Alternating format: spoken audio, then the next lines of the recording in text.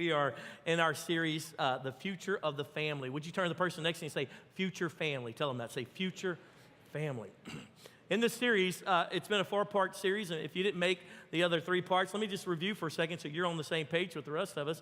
We started this series under the pretense the first week that we need to be able to see the future, what's coming. What will families look like in the days ahead? Do we have the ability to actually correct the direction that is happening in our own lives, in our own families? And we said, yes. In fact, we need to be able to see what's coming, what's upon us. We not let the world dictate to us what a family or a marriage is supposed to look like. Not let culture say, this is a modern family, but what does the Word of God say? And actually be able to translate that into more modern terms. And so we looked at the life of David, and we realized that David, although he's a great man of God, the Bible calls him a man after God's own heart. He was a great warrior. In fact, he was a great man of worship. He set up night and day worship in the city of David.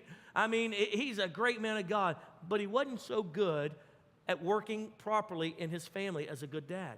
In fact, we saw that in times that he should have corrected, in times he should have made course corrections, he didn't do it. And we gave you this kind of little imagery. This is kind of like a lot of our lives is that white straight line to the cross, and we get on the good path, if you will. Life changes, and we come to Christ, and we give ourselves over to Him.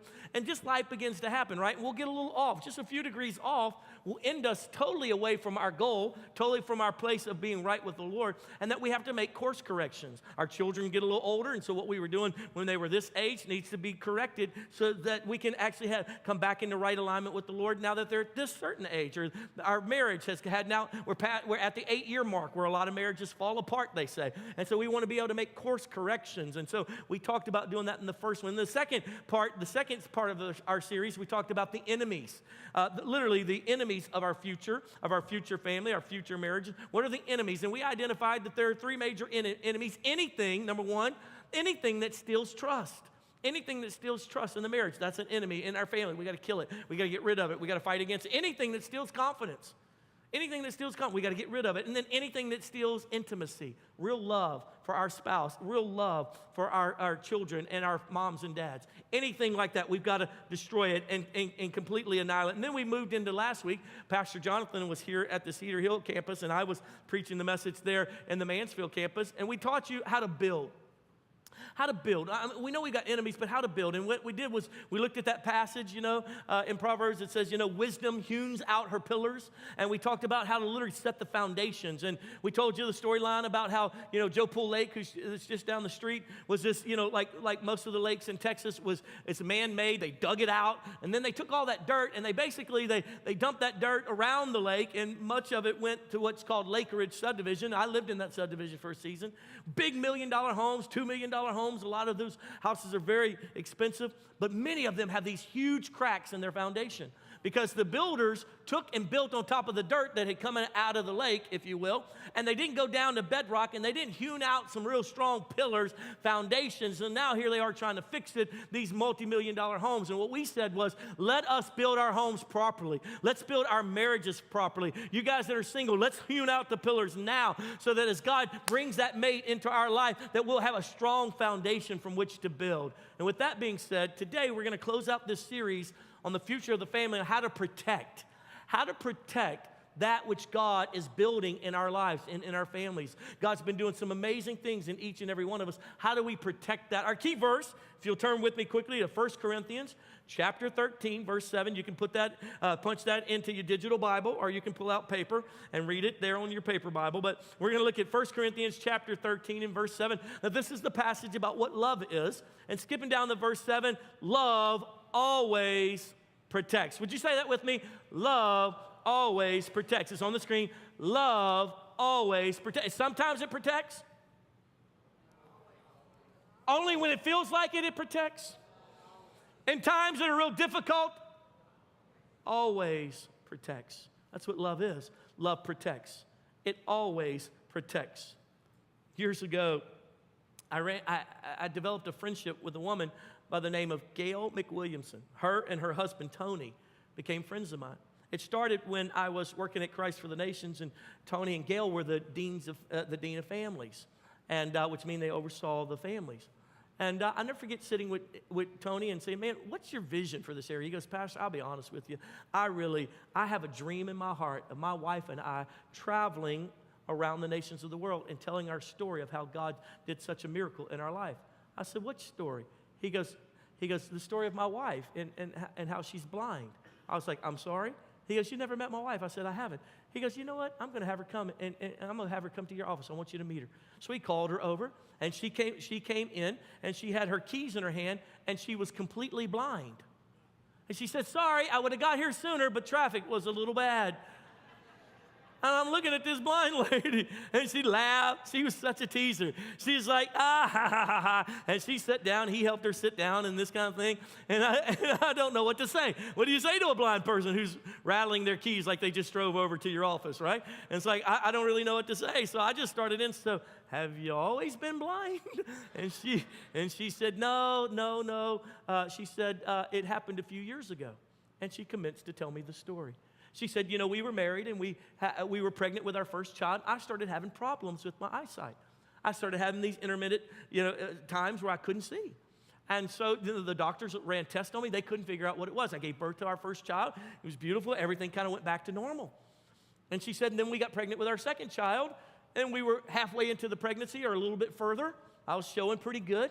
And the doctor called me in for a special meeting. They've been running tests. They've been doing research on me.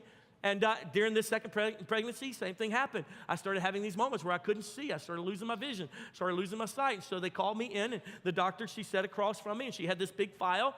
And she said, all the research, all we can determine is that in the midst of this pregnancy, what's happening is that you are going to lose your eyesight. You will be blind in the next 2 weeks unless we terminate this pregnancy.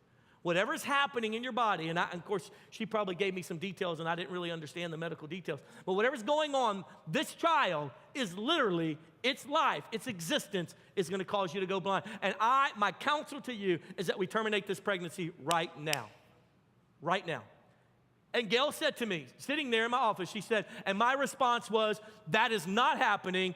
This decision has already been made. My child will live and not die and proclaim the works of God. Even if I lose my eyesight, I will protect the child that's in my womb. She could not give credence to killing this baby just so she could keep her eyesight. And as she's sitting there in my office, I'm just weeping, right? She can't see it, but I'm just weeping. I'm like, you got to be kidding me. You gave up your sight to protect your child. She goes, yes, sir, I did.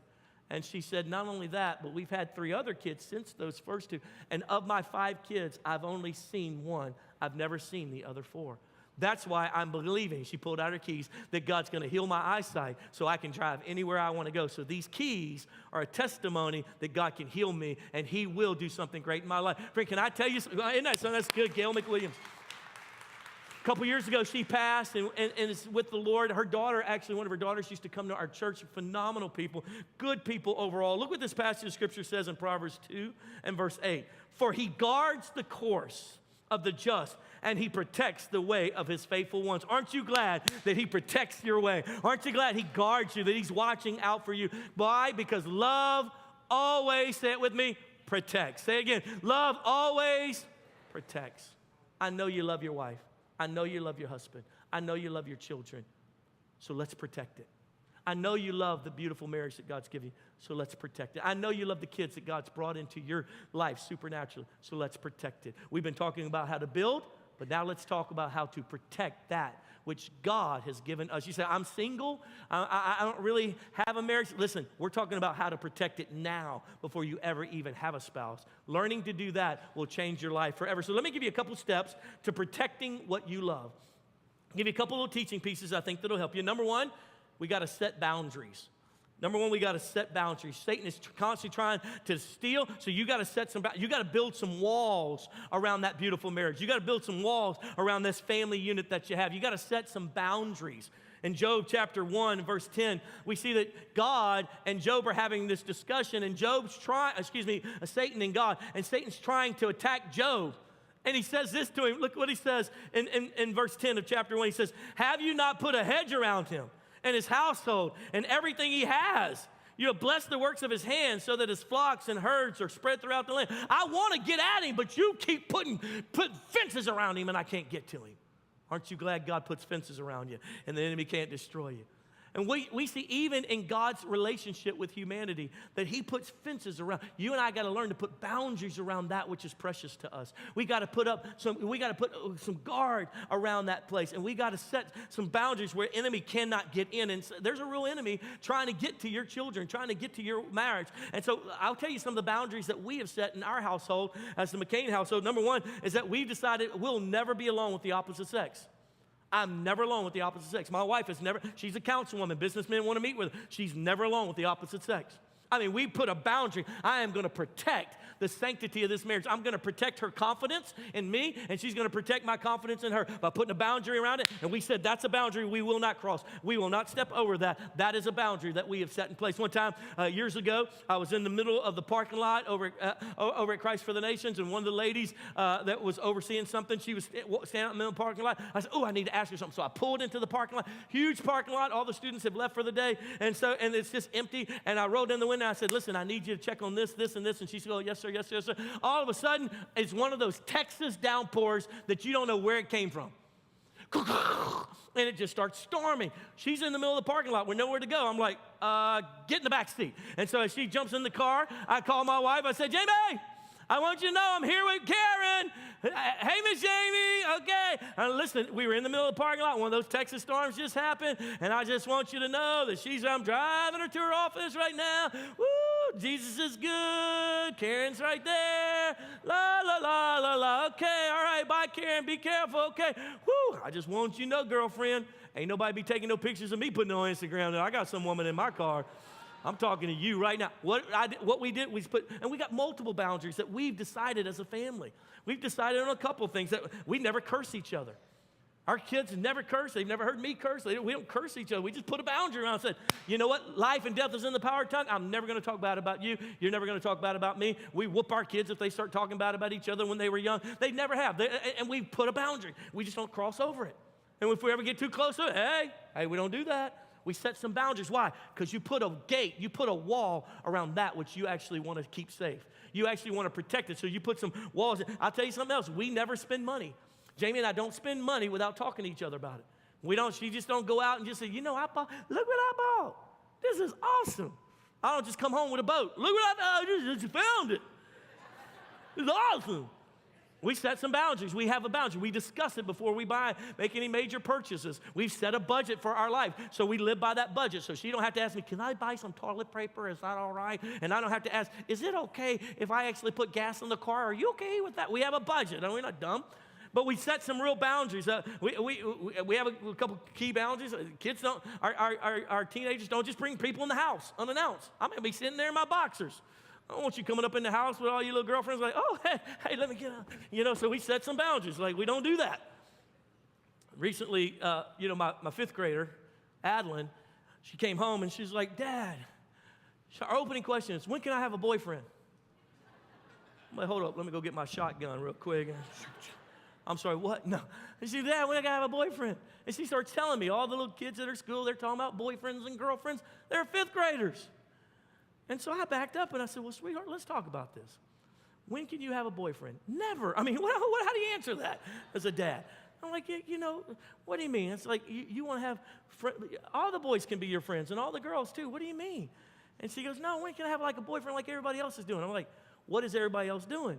She goes, like they have a boyfriend. They have girlfriends. What does that mean? So I started building the fence. I'm building this boundary. I said, what does that mean? And what do you want to do? What do you want to do special with that boy that you can't do with all the other boys? You want to talk to him? Well, yeah. I said, do you want to kiss on him? No, Dad. Oh, gross. Why are you doing that? I was like, well, where are you trying to get to with this thing? And the reason why is because I'm attacking the world system. Because you and I both know the world system is what? They start being boyfriend and girlfriend. Then they start making out. Then they start putting their hands. Come on now. This thing escalates fast. They're watching all these YouTube videos. They're seeing all this junk on the internet. So I began to walk her through. Do you want to do this? Oh, my God, no. Do you want to do that? She's like, stop it. I asked her permission to tell the story, by the way. She's real nervous about how I'm going to tell it. So I'm leaving out all the details on purpose because she told me to. And but at the end of it, what we did is we said, so what do you want? She goes, I just want to be able to like boys, I guess. I was like, thank you. That's good. And I said, and what else? And she goes, well, I just want to, like, if I really think one's cute, can I say that? I was like, look, I met some of these little dudes at her school. There's a little Brazilian dude. That dude is so cute. Like, I like him. I mean, like, that kid, like, we might want to marry him now. Let's at least get a covenant relationship between the family or something. You know, start paying down to some dowry money, buddy. Let's see it. And so, but I mean, and so we just talked it through, and what we did was we set a boundary. That's good, but do you think you should be doing this? No. Set the boundary. Do you think this is right? No, Jesus wouldn't be pleased with that. That's right. We talked and we set the boundary. We set that boundary. Why? Because there's an enemy who's trying to destroy your family, destroy your children, and you've never even talked to him about it. You never even came up with a plan to set a fence to protect what's beautiful. I want to protect her innocence. I want to help her protect her sexuality. I want to help her protect what's precious, and that is our love. I don't want her to be rebellious against me, and I don't want to have enmity between me and her. I love my daughter, and I want every good thing to be, I want her to have every good thing. I don't want to be a prude and a weird, mean old man. All boys are the devil. Let's kill them all. You know, I don't want to be that person. At the same time, I don't want her living in the world system, and neither does she. So let's attack the world system and let's put proper boundaries. Are you still with me? Say yes. You got quiet, but I'm preaching good. Number 2, here's the second thing that I would teach, and that is you need to add structure. Add structure. Some of you, you're all over the map. Do you know what brings children and spouses security? That there's structure. That you come home at 5 o'clock, not at 7, not at 8. It might be noon. I don't know. Structure. Knowing when they're going to have dinner, having a bedtime. It's good for children to have a bedtime. And stick to that bedtime. You say, oh, little Johnny just keeps saying, can I watch one more Netflix? No, it's 10. Let's go. 8, whatever your bedtime is for those kids. Every one of us needs some orderly, some structure, if you will. Do you know it was God who brought structure to the world? Look at this in Genesis chapter 1, the very beginning of the Bible. Verse 1 of Genesis chapter 1. In the beginning, God created. In the beginning, God created the heavens and the earth. Not two supernatural molecules bumped into each other, now we have intelligent design.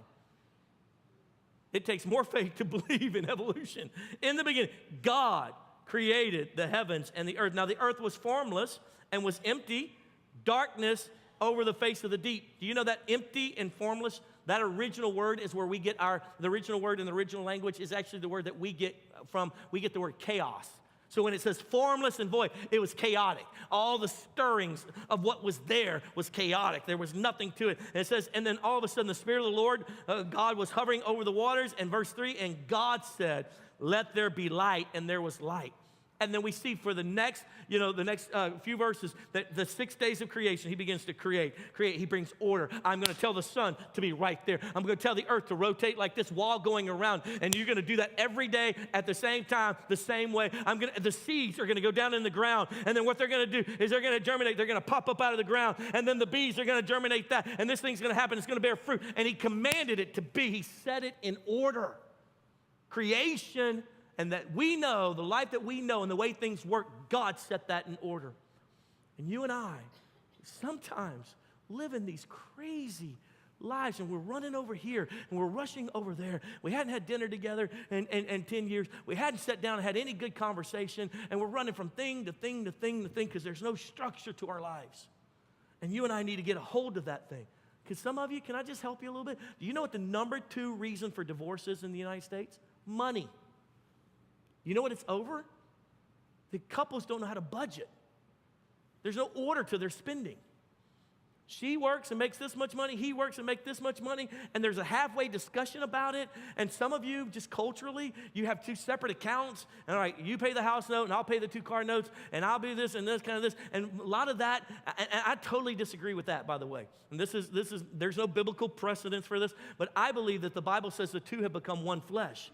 So I believe our finances should be together and we should be working as one, not as 2 individuals. Some of that's based on fear, by the way. Because if he ever leaves me, I got my own money. I'll tell you that right now. I got my own job. Peace. You know? But he don't make as much money as me, so and so I think the problem with that is that there's no faith involved. And when we come together, we're one. It's not Adam and Jamie. It's the McCains. We're one. And because you don't know how to live on a budget, because you haven't sat down and said, okay, we're going to spend this much on a house note. We're going to spend this much on a car note. We're going to pay this much in insurance. We're going to have this much for food. We're going to set aside this much for entertainment. We got to go to the movies. We got to have a Netflix account. We're going to spend this much. And you don't live by way of that orderliness. You don't have a real structure in place. And so you're just adding things and more things are happening. And you do realize every time you add something new to your life, something is going to sacrifice. And you keep adding things and nobody stops and says, hey, if he takes on football, baseball, track, and he's doing drama, it's going to kill us. And you let little Johnny just play everything. And you can't figure out why you ain't never been to church, you ain't got no friends, come on somebody, why you're stressed out of your mind. It's because there's no orderliness to your plan. You have no plan. You're just wheelie-neely, just running around. Can't figure out why you don't even know each other anymore. You have no date night. You have no structure. I would encourage you, get some structure in your life. This night we do this. This day we do this. We have free space here to do this. Mr. Johnson, who's one of the most amazing members of our church, he passed away a few weeks ago. His beautiful daughter, Miracle, is one of our worship leaders. And they were telling me, they said, you know, Dad, he was real structured and real organized in some areas. Other areas he wasn't so much. But one thing he was serious about, we went to church every Sunday. Didn't matter. We went to church every Sunday. We knew Sunday we were going to church. Didn't matter what we did on Saturday. Didn't matter what we had to do after lunch on Sunday. We went to church Sunday morning. Didn't matter. We've done that our whole life. Even once they became adults, where are you at? It's church, Sunday. Like they didn't even live in his house. Miracle told stories. He said he'd be sitting here 10 minutes before service start, and he'd start texting them, where you at? Church about to start. They're adults, grown people, got their own job. DJ has his own wife, his own child. Where you at? Why are you not here? And Miracle's texting back, Dad, I'm in the back. I'm about to lead worship. Well, I don't see you. DJ, where you at? Dad, it's hard getting the baby dressed this morning. We on our way. We're going to be there. Why? That brought safety and security because there was a structure. See, children sometimes, if they don't have the structure, they become insecure. Spouses, if they don't know that there's a clear path and a clear plan, they become insecure. You need to sit down. Both of you, sit down. If you're married, if you're a single person, start figuring out structure. Start figuring out what I'm going to do. I'm going to do this every time. Some of you don't ever rest. You don't have a good Sabbath time. You come to church, and then you go running out of here. And you got to go do all these 1,000 things before you go to work the next day. And you don't have any clear structure. You're just wheelie-neely, and you're all over the place. And so no one can present. If God presented you with a miracle opportunity, you couldn't even take it because you filled your life up with so much chaos that you couldn't even add something beautiful that God would want to give you. You wouldn't even know what to sacrifice or let go of if God added something new to you because you have no structure. It's time to get your arms around and protect what God is doing, what God has done by putting some structure to it. And I'm telling you right now, I'm preaching good. Here's the third thing. Y'all got quiet. Here's the third thing I would teach you to do to protect that which you love, and that is you got to weed and feed. Say it with me, weed and feed. God's been changing your life. I've been watching you. You've come to church, gotten back right with the Lord, starting to learn how to be a good family, good marriage. Can I tell you what? You got to keep feeding that. Some of you made a turnaround 2 years ago. You said, I'm going to serve Jesus. I'm going to stop going to the clubs. I'm going to serve Jesus. You found us. You started trying to connect with a small group and things like that. You've been making some good turnarounds. It's good. Now keep feeding that. Keep feeding that. The old adage back in the day said, feed what you want to live and starve what you want to die. Feed what you want to live, starve what you want to die. You and I have to feed the thing that God's doing in our life and starve the old wicked flesh and old sinful nature. I'm so proud of you. There's some bros in this room, man. They used to, every Friday night, they go out with the boys. And they go drinking and carousing and doing whatever. They got right with God. And every now and then, those bros keep trying to call them. But what they keep doing is they keep feeding what they want to live. And they keep starving out. Hey, I can't do it, bro. I love you guys, man. Got a small group. Sorry. We bought another house a couple weeks ago and moved into a house that fit us a little bit better. And it's an older home from the 90s, early 90s, late 80s. And I guess the people who lived there before us at some point must have taken care of the yard. They just hadn't done it in a while. And so we moved in, and I'm looking at the yard, and I'm like, man, this is so green. This is awesome. Pastor Jonathan comes by to drop something off, and he's You know, he's looking at it, he goes, man, I'm so sorry about your yard. I'm like, what are you talking about? It's all green. He goes, that's weeds. I was like, well, it's green. I mean, it's good to me. And he goes, no, that's weeds. And he pulled it aside. He goes, see, you got St. Augustine underneath it, but look, it's dying out because all these weeds are killing it out. And you got more weeds than you got real grass. I was like, how do you know all this? He goes, well, he said, you know, we built that house a few years back. And he goes, and they put sod out. And he goes, and I just went to cutting the grass. And I just went about, you know, just weed eating and making it look nice. He goes, and my yard looked worse than anybody else's in the whole neighborhood. He said, in fact, people were saying stuff about it. And so I kept trying and kept trying. He said, I did it for a couple years, and finally I realized something's wrong with my grass. I got dysfunctional grass, defunct grass. I don't know what my problem is. So he said, I called one of these specialists. These companies came out, and they said, oh, sir, you got more weeds in this than you got grass. He said, okay, well, how do we fix it? He said, we got to weed and feed. He said, what does that do? He said, well, what the weed and feed does is it kills, it poisons that which is a weed, and it brings life, fertilizes that which is good grass. Can I tell you something? Just because you got saved don't mean there ain't still weeds in your garden. Just because you love Jesus with all your heart don't mean there's not some weeds that are trying to choke out the good stuff in your life. So you got to feed the good stuff, come on now, and you got to starve out the stuff that's been trying to kill you, the weeds in your mind in your life. We got to weed and feed. And so I said, well, how much did it cost? He goes, man, it was like $40 a month. I said, $40? How long did it take? He said, oh, you're not going to believe it. It took forever. I was like, how long is forever? He said, oh, at least a year. I was like, oh, dang.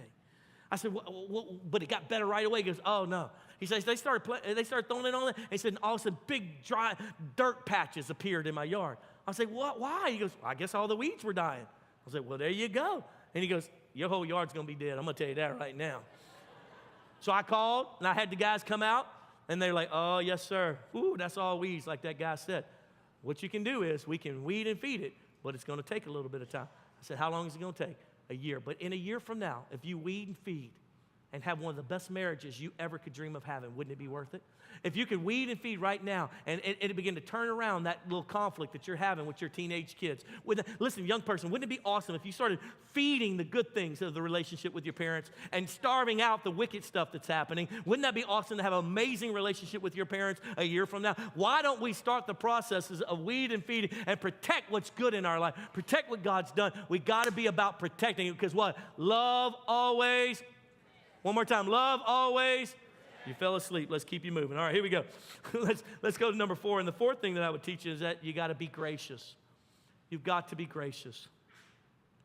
Look what Psalms 103 and verse 10 says, talking about God. He does not treat us as our sin deserves or repay us according to our iniquities. Aren't you grateful that Jesus don't treat you in reference to how you deserve to be treated based on our sin? Aren't you grateful that he doesn't treat us and whoop on us and beat on us based on what we really deserve to receive? Aren't you grateful that he gives grace and mercy to you and me? Aren't you grateful that he didn't go, okay, all right, 3 times today you curse, so 3 times today I'm going to cause you to get in a car accident. Crash, crash, crash. Aren't you grateful? Aren't you grateful that he takes our sins and he throws them as far as the east is from the west and he remembers them no more? Then why are we so hard on our spouses? Why are we so difficult with our children? Why are you so hard on your parent? Grace. It's time to be gracious. It's time to say, you know what? I know you're not perfect, but you're mine.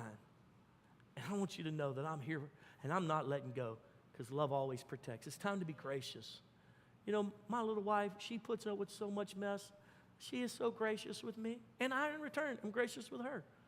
The other day, you know, she was at the gas station, and she hit this concrete planter with her car.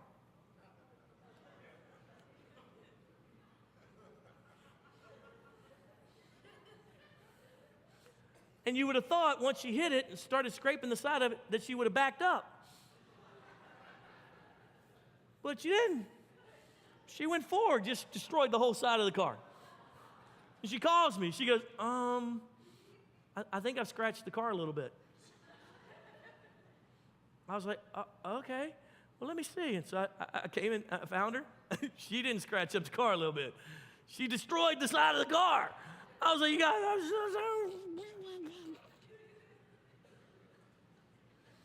and I remembered, I was stupid yesterday. I was stupid the day before. I was stupid the day before.